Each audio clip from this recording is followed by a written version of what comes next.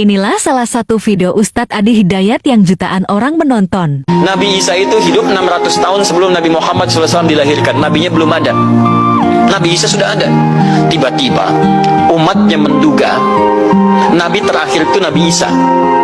Karena Nabi Isa punya sifat yang mirip di ramalan kitab yang mengatakan Nabi terakhir itu punya sifat baik dengan masyarakat lingkungan sosialnya.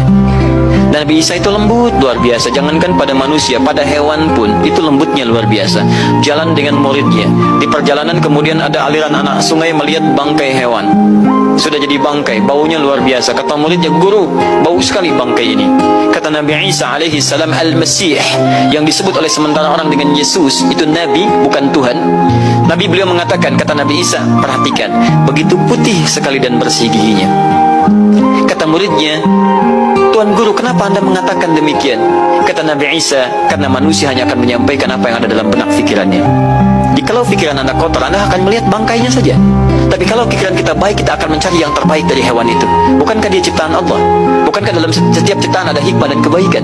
Bayangkan, Nabi Isa bukan hanya pada manusia, pada hewan yang telah jadi bangkai pun, itu mohon maaf, kalimatnya dan sikapnya begitu indah luar biasa. Maka diduga oleh kaum itu Nabi dan Rasul yang terakhir. Saat mendengar kalimat itu, kata Nabi Isa, bukan saya. Nabi terakhir punya sifat sama seperti saya dengan hubungan dengan makhluk. Jadi bukan cuma dengan manusia, dengan hewan jangan sakiti. Kalaupun menyembelih, jangan sakiti hewannya. Makanya Nabi ini akan memberikan isyarat-isyarat yang sangat indah. Masya Allah. Pada tumbuhan dia jaga. Tapi Nabi yang terakhir ini punya keunggulan yang tidak bisa disaingi oleh Nabi-Nabi lainnya. Apa itu? Ibu bapak sekalian, tingkat kedekatannya dengan Allah luar biasa. Ibadahnya luar biasa.